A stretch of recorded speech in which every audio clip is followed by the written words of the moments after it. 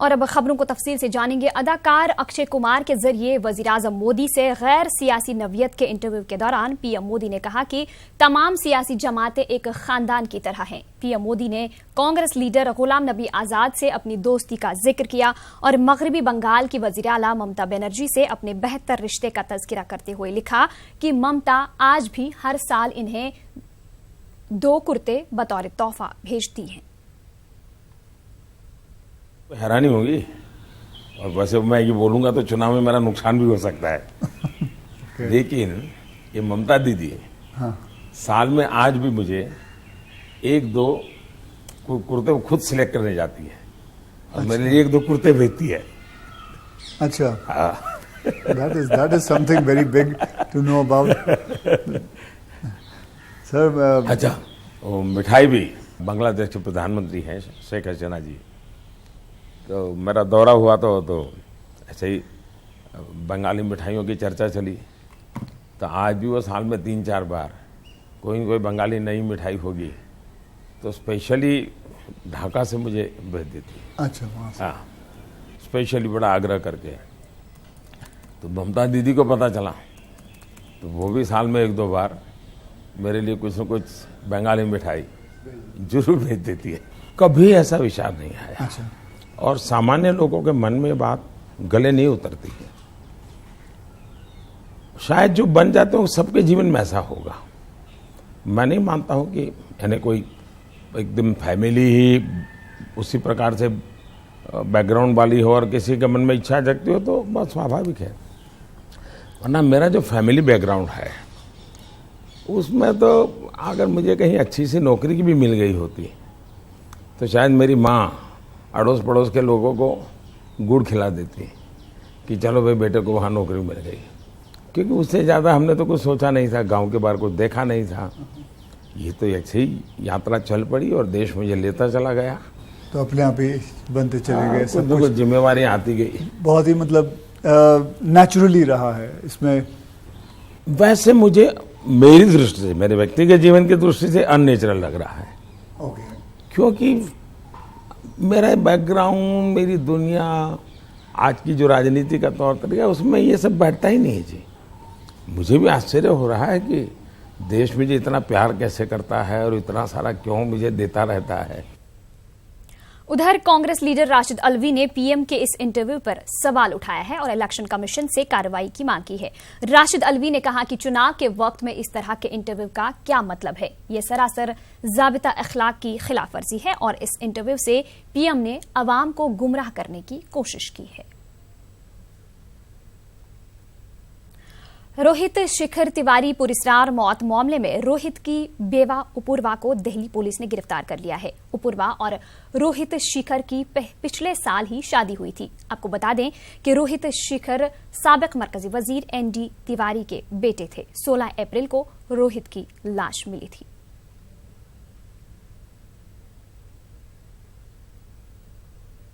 UP के फतेहपुर में प्रियंका गांधी ने अवामी जलसे से खिताब किया। प्रियंका गांधी ने कहा कि पीएम मोदी गैर ममालिक का दौरा करते हैं या फिर अदाकारों को इंटरव्यू देते हैं, लेकिन अवाम के बीच कभी नहीं जाते और न ही उनको अवाम की कोई खबर है।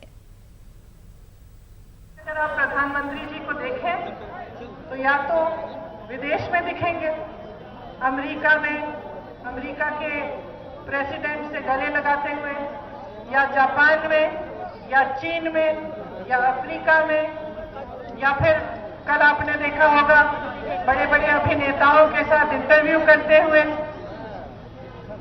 लेकिन कभी जनता के बीच में आपने उनको नहीं देखा होगा। मैं वाराणसी गई, वाराणसी में मुझे पता चला कि 5 सालों में एक गांव में नहीं गए प्रधानमंत्री जी, जबकि वो उन्हीं का क्षेत्र है। एक गांव में एक भी परिवार से उनको समय नहीं मिला कि जाके पूछे कि भाई कैसे जी रहे हो, तुम्हारा जीवन कैसा चल रहा है, तुम्हारी समस्याएं क्या है। तो ये जो अलगाव हो गया है, ये जो दूरी हो गई है जनता से, इसका बहुत बुरा असर पड़ा है पूरे देश पे।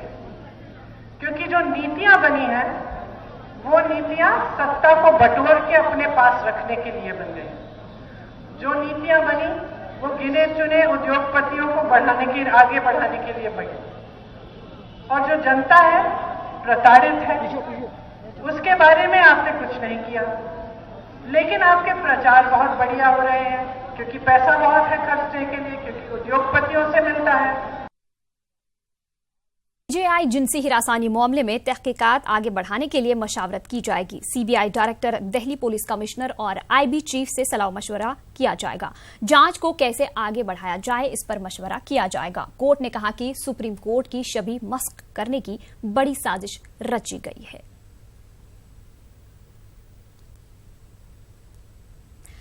उदित राज कांग्रेस में शामिल हो गए हैं। बीजेपी से टिकट कटने से उदित राज नाराज थे। आपको बता दें कि शुमाल मगरबी दिल्ली से उदित राज मौजूदा एमपी हैं। बीजेपी ने इन्हें इनके हलके से हंसराज हंस को उम्मीदवार बनाया है। न्यूज 18 ने उदित राज से खास बातचीत की। आइए आपको खास बातचीत दिखाते हैं। बीजेपी सांसद उदित राज अब कांग्रेस में नजर आएंगे। कांग्रेस पार्टी का दामन थाम लिया उन्होंने, और बात करने के लिए सीधे हमारे साथ जुड़े हुए हैं। उदित राज जी, टिकट न मिलना ये सबसे बड़ा दर्द था, या फिर बीजेपी की पॉलिसी आपको बुरी लगती थी? क्या दर्द था जिस वजह से बीजेपी आज छोड़ दिया? देखिए, ऐसा है कि बीजेपी की तमाम पॉलिसी से मेरा पहले भी में वैचारिक मतभेद था। जैसे सबरीमाला मंदिर पर महिलाओं के प्रवेश के विरुद्ध बीजेपी खड़ी हुई, सुप्रीम कोर्ट के जजमेंट के खिलाफ बीजेपी खड़ी हुई, उस पर मैं खुल करके बोला हूँ। दलित भोज के ऊपर खुद कर बोला हूँ कि दलितों को खाना खिला करके वोट ले कि भागीदारी दे करके वोट ले, और आप इस बात को जानते हैं। 2 अप्रैल 2018 को भारत बंद हुआ, मेरे ऊपर आरोप लगाया गया है कि इसने ही भड़का दिया दलितों को। किसी मुद्दे पर मैं चुप रहा ही नहीं। मैं तो प्रोक्योरमेंट पॉलिसी पर बड़ा हंगामा किया था कि दलितों को बेवकूफ़ बनाते हो। तो कि आपको क्या लग रहा है कि पार्टी के विरोध में जो आपने आवाज उठाया उसकी सजा मिली, आपकी टिकट काट दी गई? हाँ, उसी के सजा मिली, वरना तो बीजेपी के इंटरनल सर्वे जिसके आधार पर ये टिकट देते हैं, उसमें दिल्ली में हाईएस्ट पोजीशन मेरी है, पॉपुलरिटी विनिंग मेरी है। इंडिया टुडे ने second best member of parliament rate किया, और फेम इंडिया ने बेजोड़ और श्रेष्ठ सांसद किया। विनिबिलिटी उसी सीट की आ रही थी तो भी काट दिया। तो इसका यही है कि ये बोलता क्यों है, ये नेता क्यों बना हुआ है, ये चमचा क्यों नहीं बनता? तो चमचा बन के मैं नहीं रहूँगा, और मैं उसके लिए मैं अगर कमिश्नर इनकम टैक्स के पद को त्याग दे सकता हूँ तो मेंबर ऑफ पार्लियामेंट को, ये आई हुई मेंबर ऑफ पार्लियामेंट की सीट मैंने खुद ठुकराया है। मेरे कर्मों से ठुकराई गई, क्योंकि मैं दलितों के लिए बोला तो इन्हें पसंद नहीं आया। तो अब कांग्रेस में क्या आप अपने लिए देखते हैं, किस तरह से कांग्रेस पार्टी में? फिलहाल तो इनका 10-15 सीटें कम कर दूं जरा बीजेपी वालों को। राहुल गांधी जी के साथ में भी प्रचार करने निकलूंगा, और 4-6 सीटें मैं अपनी बढ़ा लूं। कांग्रेस पार्टी ने किसी तरह का आश्वासन दिया है आपको कि किसी तरह की? मैं आश्वासन लेने गया ही नहीं था, आश्वासन देने गया था मैं आपका प्रचार करूंगा। धन्यवाद। तो साफ तौर पर उदित राज जी का कहना कि पार्टी में रहकर पार्टी के विरोध में जो स्वर उठाया उसकी सजा मिली, टिकट काट दिया गया, लेकिन अब कांग्रेस में रहकर राहुल गांधी के साथ प्रचार करूंगा और 10 से 15 सीटें बीजेपी की कम करने की कुवत रखता हूं। कैमरा पर्सन सत्य प्रकाश के साथ रंजीता झा, न्यूज 18 नेटवर्क। झारखंड के लोहरदगा में पीएम ने खिताब करते हुए कहा कि मोदी को गाली देने वाले ईवीएम को गाली दे रहे हैं और हार का ठेकरा ईवीएम पर फोड़ रहे हैं। ये वैसे ही है जैसे फेल होने वाले बच्चे कागज कलम का बहाना बनाते हैं। पीएम मोदी ने कहा कि उन्होंने दहशतगर्दों को घर में घुसकर मारा है। दहशतगर्दों को डर है कि मोदी पाताल में भी ढूंढ के मार सकता है। नरेंद्र मोदी जिंदाबाद। दिल्ली की कुर्सी पर जो लोग नजर गड़ाएं भ्रष्टाचारियों में, महामिलावट के कुनबे में बड़ा हड़कंप मचा है।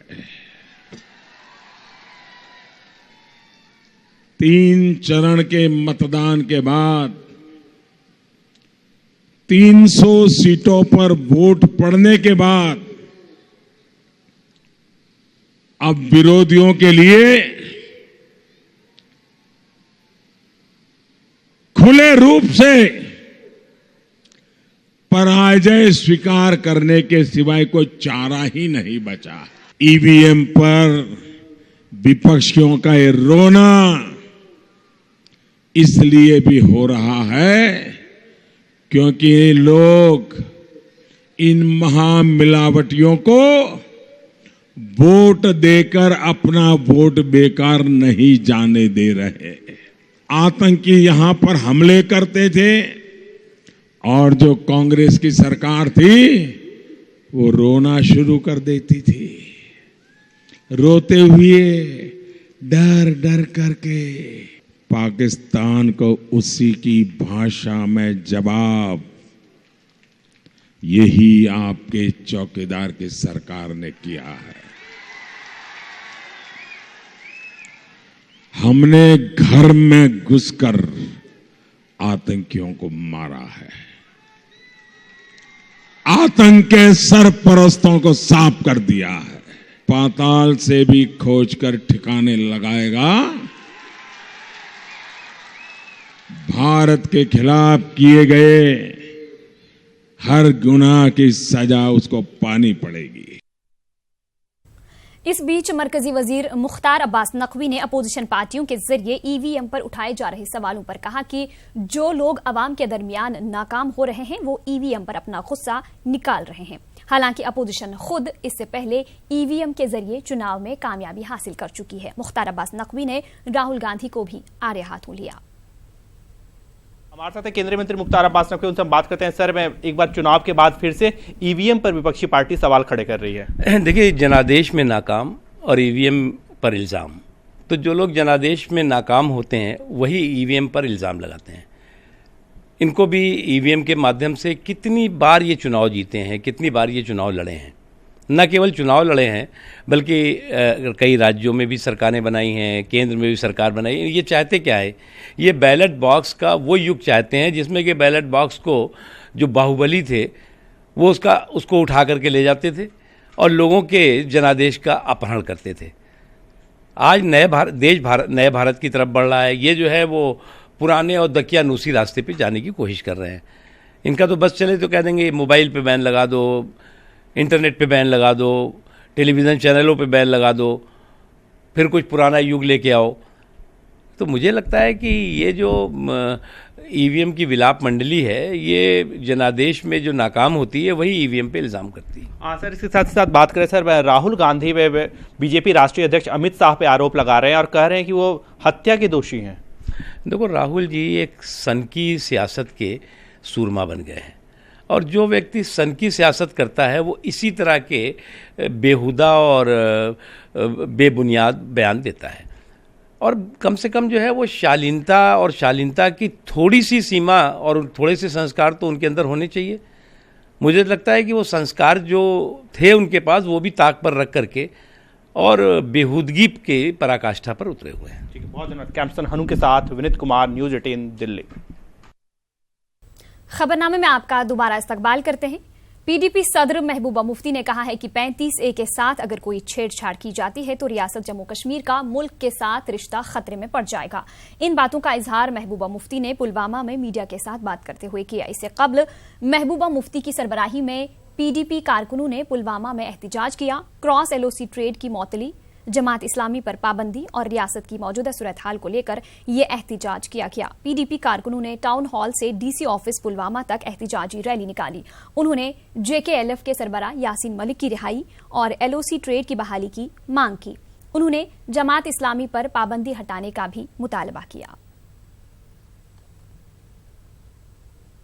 कश्मीर के हालात है, जिस तरह पकड़ दकड़ का माहौल है, जिस तरह जमात इस्लामी को पहले बैन किया, फिर JKLF को बैन करके यासीन मलिक को गिरफ्तार किया, उसकी हालत बहुत खराब है। उसको जेल में बंद किया है, वो बहुत बीमार है, उसको रिहा किया जाना चाहिए। इसी तरह आपने देखा जो मुजफ्फराबाद रोड पे जो कारोबार चलता था उसको बंद किया है।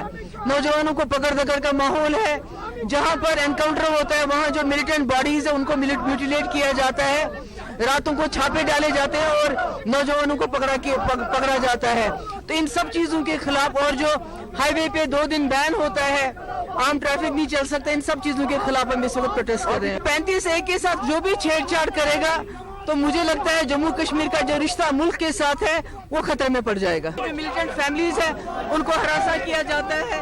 अगर मिलिटेंट है तो मिलिटेंट फैमिली को क्यों तोड़फोड़ की जाती है? उनके घरों में उनके भाई, उनके जो घर वाले उनको पकड़ा जाता है, उनको हिरासत में लिया जाता है।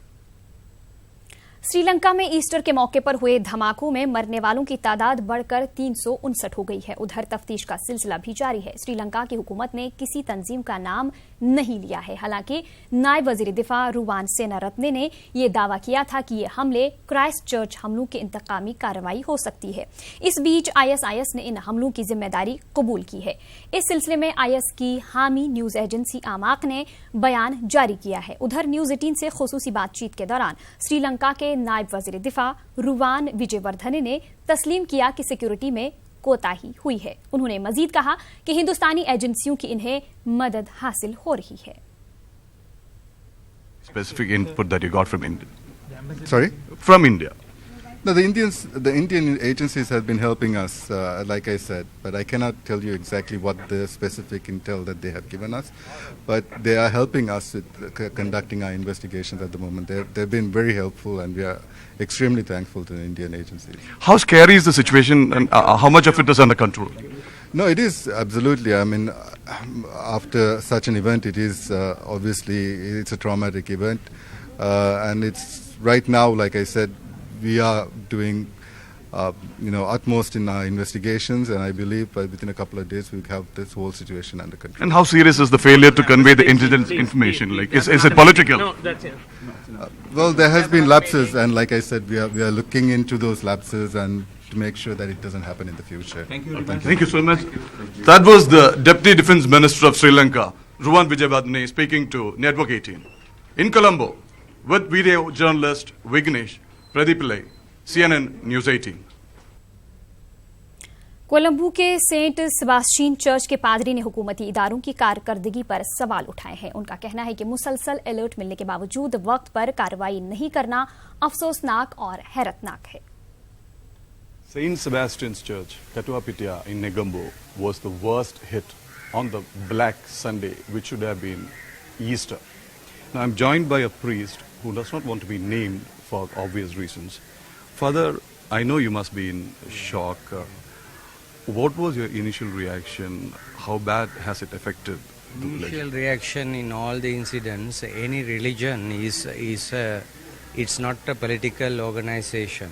Religions, any religion, whether it is Islamism, Catholicism, Judaism, Hinduism, is a religion. Therefore, people in the religion, no religion must be disturbed in the world. So is the Catholics, especially in Sri Lanka, very harmless people. They don't have any organized extremists, or they don't have any kind of opposition towards any religion. Now, Sunday, Easter, should have been a day of celebration of resurrection. Yeah. Now you're witnessing mass funerals. Yeah. Of course, religiously speaking, of course, I cannot interpret, but it's a big blow. I cannot say what God. I don't know what God wants. I don't know. I am speechless. I did 2 funerals. Some of my children are affected, and when they ask me the same question, I am speechless. So right now I cannot say anything. If I cut short and summarize everything in a nutshell, all what I want to say is, I am disappointed with some groups, true, but I am more disappointed with the government authorities and and actually the ruling people in the country, and my own people. I am very much disappointed because this was forecasted, this was known. Even the Muslim priest told, Islamic priest told, we gave all the informations including pictures, names from 2014. So what actions were taken? Some were arrested and released. It is, enemies would say are enemies, but the people with the friends around us have become more enemies in this case than the enemies. So my more disappointment is not really with those who did it then, those who hide this fact, and those who, as people, I don't know whether they had the backbone or whether what the intention. Almost 200 MPs of the country knew it. That is a shell-shocked priest who obviously did not want to be named nor his designation mentioned, but hitting out hard, not just against the groups which instigate and executed such violence, but also at the authorities who could not prevent it in spite of prior information. In Katuapitiya, Negombo, Sri Lanka, with video journalist Vignesh, Pradeep Pillai, CNN News 18. नाज़रीन, इस वक्त की बड़ी खबर, श्रीलंका में हलाक हुए 4 हिंदुस्तानियों की आखिरी रसूमात अदा की जाएंगी। आखिरी रसूमात बेंगलुरु में अदा की जाएंगी। आपको बता दें कि ईस्टर के मौके पर ये अफराद हलाक हुए थे। हलाक शुदगान का ताल्लुक जेडीएस से है। इन अफराद का खराज अकीदत पेश किया है सीएम एचडी कुमारस्वामी और साबिक एमपी एचडी देवेगौड़ा ने। आपको बता दें कि श्रीलंका में हलाक हुए 4 हिंदुस्तानियों की आखिरी रसूमात अदा की जाएंगी। इस हवाले से मजीद बातचीत के लिए रऊफ से बात करेंगे, जो कि हमारे साथ बेंगलुरु से जुड़े हुए हैं। रऊफ, जानना चाहेंगे कि क्या है इस वक्त की अपडेट, इन 4 अफराद की क्या आखिरी रसूमात शुरू हो चुकी हैं? जी देखिए, शहर बेंगलुरु में जो है इस वक्त गम का माहौल है। जेडीएस के जो मुकामी लीडर थे श्रीलंका में इंतखाबात के बाद जो है कुछ आराम के लिए गए थे। वहां पर किंग्स बेरी होटल में जो है वहां पर मुकीम थे और जुमे की सुबह में जो हादसा हुआ उसमें जो है ये लोग हलाक हुए और इनके बाद जो है आज जो है इनके जस्ते खाकी यहाँ पर लाए गए हैं और मजीद 3 जस्ते खाकी आने बाकी हैं, जो 2 बजे तकरीबन आएंगे दोपहर में, कुछ देर बाद आने वाले हैं। तो अब जो है 3-4 जो जस्ते खाकी हैं उनका आखिरी दीदार जेडीएस के सरबराह एचडी देवेगौड़ा और वजीर आला कुमारस्वामी ने किया और अपने दुख और दर्द का उन्होंने इजहार किया और ख़ास तौर पर इस हमले की मजम्मत की कि जो बेकसूर थे, जिनका कोई ताल्लुक नहीं, न किसी से इनका कोई लेना देना नहीं, ऐसे लोगों को जो है दहशतगर्दों ने निशाना बनाया है। एक अफसोस का इजहार करते हुए इसकी मजम्मत की। चलिए, बहुत बहुत शुक्रिया रऊफ इस तमाम तफसीलात।